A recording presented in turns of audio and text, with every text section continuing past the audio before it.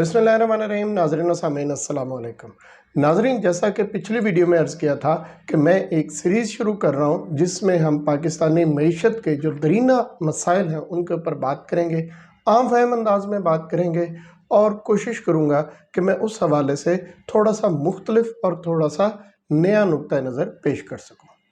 पिछली वीडियो में ही मैंने आपको अर्ज़ किया था कि अमूमी तौर पर मईशत के मसाइल पर बात करते हुए ये कहा जाता है कि हमारे जो बड़े बड़े मसाइल हैं उनमें हमारे एक्सपोर्ट्स की कमी, हमारे टैक्स रेवेन्यू की कमी, जीडीपी या पर कैपिटा इनकम की कमी और प्रोडक्टिविटी की कमी, ये बड़े मसाइल हैं। जबकि मैंने आपको अर्ज़ किया था कि मैं इन चीज़ों को मसाइल नहीं समझता बल्कि मैं इनको सिम्टम समझता हूँ, और मेरे ख्याल में जो मसाइल की असल जड़ है वो तीन और चीज़ें हैं, जिनमें पहली चीज़ एतमाद का फुकदान है। हुकूमत, हुकूमती इदारों और हुकूमती पॉलिसियों के ऊपर आवाम की तरफ से एतमाद नहीं किया जाता। दूसरे नंबर पर हमारा जो इंसेंटिव स्ट्रक्चर है, जो जज़ा और सज़ा और ख़ास तौर पर जज़ा का जो निज़ाम है, चाहे वो सैलरी की सूरत में हो, चाहे वो इंक्रीमेंट की सूरत में हो या बोनसेस की सूरत में हो, वो इंतहाई हद तक फरसूदा और बिल्कुल नाकारा है। और तीसरे नंबर पर मैंने अर्ज़ किया था कि हमारे यहाँ इंसानों के ऊपर जो सरमायाकारी की जाती है वो बहुत कम है और वो बिल्कुल ही गैर मुफीद है, यानी जो पैसे हम खर्च करते भी हैं वो भी बड़े फजूल तरीके से खर्च करते हैं जिसके नताए सामने नहीं आते। आज की हम इस वीडियो में पहले मसले यानी एतमाद के फुकदान के ऊपर तफसील से बात करेंगे। सबसे पहले तो हम ये देख लेते हैं कि एतमाद के फुकदान से क्या मसाइल जन्म लेते हैं, और फिर हम देखेंगे कि एतमाद के फुकदान को दूर करने के लिए हमें इकनॉमिक्स या जो इकनॉमिक्स के अंदर भी ख़ास तौर पर बिहेवियरल इकनॉमिक्स है वो हमें क्या बताती है। तो चलें जनाब, सबसे पहली बात तो ये है कि जब आपका हुकूमत, हुकूमती पॉलिसियों और हुकूमत के इदारों के ऊपर एतमाद नहीं होगा तो लोग, चाहे वो आम आदमी है, चाहे वो सरमायाकार है, चाहे वो कोई भी है, वो हुकूमत के मुख्तलिफ ऐलानात, मुख्तलिफ पॉलिसियों, मुख्तलिफ इंसेंटिव्स को बुनियाद बनाकर लॉन्ग टर्म इन्वेस्टमेंट नहीं करते। आम आदमी का उस मुल्क के ऊपर एतमाद कम हो जाता है तो आम आदमी भी जो मुल्क का कानून होता है उसके साथ इतनी वफादारी से उसके ऊपर अमल नहीं करता। उसकी वजह से एक तो कानून शिकनी पैदा हो जाती है, माशरे के अंदर फैल जाती है, आप हमारे माशरे में देख सकते हैं। और दूसरी बात यह है कि कानून नाफिज करने के लिए भी हुकूमत को ज़्यादा फोर्स यूज़ करनी पड़ती है, जिसकी वजह से अखराजात भी ज़्यादा होते हैं और जिसके अपने मुज़मिरात भी हैं। अब बिहेवियरल इकोनॉमिक्स का लिटरेचर इसमें काफ़ी तफसील से डिस्कस करता है कि हुकूमत, हुकूमती पॉलिसी या इदारों पर जो आपका एतमाद है वो किस तरह बहाल किया जा सकता है, किस तरह उसको बढ़ाया जा सकता है और उसके क्या क्या फ़ायदे हैं। सबसे पहले तो वो बात करते हैं ओपननेस की। ओपननेस एंड ट्रांसपेरेंसी, यानी जो भी हुकूमती मामलात हों वो हुकूमत की आवाम के साथ शेयर किए जाए, आवाम के सामने रखे जाए। सीक्रेसी नाम की चीज़ें ना हों या हों तो कम से कम हों। ओपननेस जहां भी आएगी वो अपने साथ शफाफियत भी लेकर आती है। ओपननेस लाने के लिए सबसे पहली चीज है राइट टू इंफॉर्मेशन, यानी मालूमात के हक को तस्लीम किया जाना। मुख्तलिफ ममालिक में इसके ऊपर कानून है कि कोई भी शहरी हुकूमत के किसी भी कॉन्ट्रैक्ट की, किसी भी फैसले की, किसी भी कारकर्दगी के हवाले से किसी भी रिपोर्ट की, किसी भी चीज़ की इंफॉर्मेशन हासिल करना चाहे तो वो इदारा उसे वो इंफॉर्मेशन देने का पाबंद होगा। पाकिस्तान में भी ये कानून बनाया गया, लेकिन अभी भी इस कानून में बहुत सारी रुकावटें हैं, बहुत सारे मसाइल हैं। एक तो हमारे यहाँ बहुत सारी इंफॉर्मेशन को सीक्रेट डिक्लेयर करके उसे दफ्तरी फाइलों के अंदर ही बंद रखा जाता है। अब एक बात समझने की ज़रूरत है कि अगर आपको आपके मुल्क की अवाम, जो उस मुल्क के असल मालिक हैं, उनके ऊपर ही एतमाद नहीं है तो फिर आप किस पे हुकूमत कर रहे हैं और कैसा मुल्क चला रहे हैं। ये सवाल हुकूमतों को अपने आप से भी पूछना चाहिए और हम अवाम को भी हुकूमतों से पूछना चाहिए। दूसरी बात, उसका तरीकाकार अभी भी ये है कि आप जाएं इदारे में दरख्वास्त दें, दरख्वास्त देने के बाद उसकी कुछ फ़ीस होगी वो पे करें, 40 से 45 दिनों के बाद आपको जवाब मिलेगा। یہ پروسیجرل ڈیلیز ہیں۔ اکنامکس یا ڈیسیجن سائنسز کی زبان میں ہم کہتے ہیں کہ آپ نے کسی کام کی راہ میں بہت سارے ڈیسیجن پوائنٹس کریٹ کر دیے ہیں، اور زیادہ ڈیسیجن پوائنٹس کریٹ کرنا اس کام کو کرنے کو مزید مشکل بنا دیتا ہے۔ اسی چیز کو سلج بھی کہا جاتا ہے۔ کینسنسٹن نے یہ ٹرم استعمال کی ہے کہ جب کسی کام کو کرنے کی راہ میں بہت ساری رکاوٹیں، بہت سارے حکومتی بندوبست، بہت سارے اجازت نامے، NOCs اور مختلف پروسیجرل ڈیلیز جب کسی کام کی راہ میں ہوں تو اس کے لیے اس نے نام دیا سلج کا۔ تو یہاں پر بھی وہی بات ہے کہ معلومات لینے کی راہ میں بہت سارے سلجز ہیں۔ میرا مشورہ یہ ہے کہ اس چیز کو اوپن کر دیا جائے، بالکل ایک قانون ہو سیدھا سیدھا کہ جیسے ہی حکومت کا کوئی بھی کانٹریکٹ سائن ہوگا اس کو ویب سائٹ کے اوپر ڈال دیا جائے گا۔ کابینہ کے ممبران کے جتنے اثاثے ہوں گے ویب سائٹ کے اوپر ہوں گے۔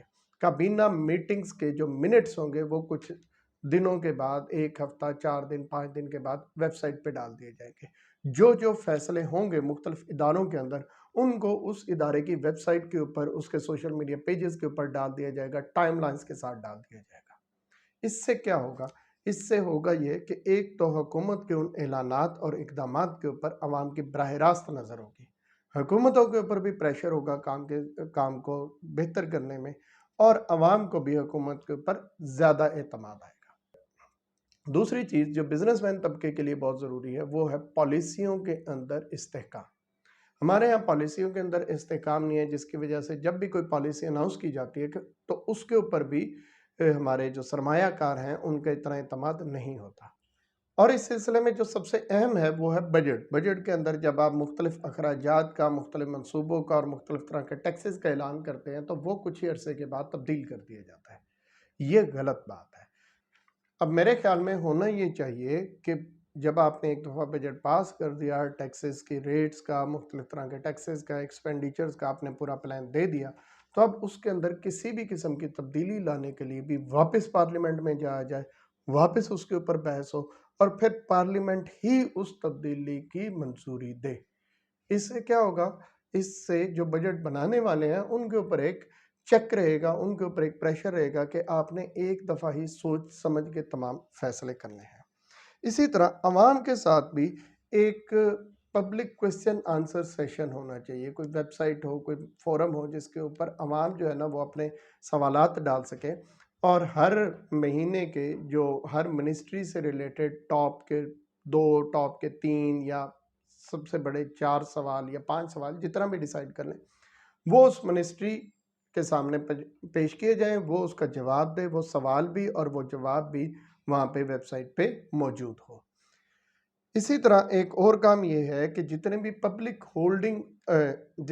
پبلک پوزیشن ہولڈنگ آفیسرز ہیں، چاہے وہ ہمارے ACs ہیں، DCs ہیں، پولیس میں DSP، SP، SHO، DCOs ہیں، DPOs ہیں آپ کے۔ اسی طرح بڑی پوزیشنز کے اوپر اگر آپ جائیں گے تو آپ کے سیکریٹریز ہیں، وزیر اعلیٰ ہے، وزیر اعظم ہے، اور مختلف کابینہ ممبرز ہیں، ساتھ ہمارے اعلیٰ جوڈیشری کے لوگ ہیں، ہائی کورٹ کے، سپریم کورٹ کے ججز ہو گئے، ہمارے آرم فورسز کے لوگ ہیں۔ ان سب کے اثاثہ جات ڈکلیئرڈ ہوں، پبلکلی اوپن ہوں، اور اثاثہ جات سے مراد یہ ہے کہ ان کے بیوی، ان کے بچوں کے اثاثے، اور بہتر تو میرا خیال تو یہ بھی ہے کہ ساتھ ان کے بہن بھائیوں کے بھی اثاثے، چاہے وہ ان پہ ڈیپینڈنٹ ہیں چاہے وہ نہیں ہیں، وہ اثاثہ جات اوپن ہوں، ڈکلیئرڈ ہوں، عوام کے سامنے ہوں، ان کو ہر سال اپڈیٹ کیا جائے جو بھی اس میں تبدیلی آ رہی ہے، اور یہ کام کم از کم کسی شخص کی مدت ملازمت کے 4 یا 5 سال بعد تک بھی ہو۔ اس سے کیا ہوگا؟ اس سے لوگوں کی نظر رہے گی ان لوگوں کے اثاثوں کے اوپر، اور جب لوگوں کی نظر رہے گی تو اس سے اس پورے سسٹم کے اندر ایک ٹرانسپیرنسی آئے گی۔ جب اس پورے سسٹم کے اندر ایک ٹرانسپیرنسی آئے گی تو لوگوں کا اعتماد بھی بڑھے گا۔ یہاں پر میں آپ کو ایک مثال دیتا ہوں حضرت عمر فاروق رضی اللہ تعالیٰ عنہ کی۔ وہ اپنے گورنرز کو جب تعینات کرتے تھے تو ان کا تمام ان کے اثاثہ جات جو ہوتے تھے ان کی ایک لسٹ بنا لی جاتی تھی۔ اس کے بعد وہ جب بھی اس گورنر کا وقت پورا ہوتا تھا یا اس سے پہلے جب بھی انہیں محسوس ہوتا تھا وہ اس کو بلاتے تھے اور ان کے تمام موجودہ اثاثہ جات کی ایک اور فہرست بناتے تھے۔ पुरानी फहरिस्त और नई फहरिस्त को टैली किया जाता था, और वहाँ पे अगर किसी के असासा जात में कोई बहुत ज़्यादा इजाफा हुआ है तो उससे वो सारा माल वापस ले लिया जाता था। इसी तरह हज के मौके पर आप मुख्तलिफ इलाकों से आने वाले लोगों से बराह रास्त मुलाकात करते थे। उन मुलाकातों में अमूमी तौर पर उस इलाके का गवर्नर भी होता था। वहाँ पे पब्लिकली हेयर किया जाता था, वहाँ पे पब्लिक हेयरिंग होती थी कि गवर्नर साहब की क्या परफॉर्मेंस है, क्या काम करते हैं, आप इनसे खुश हैं या नहीं।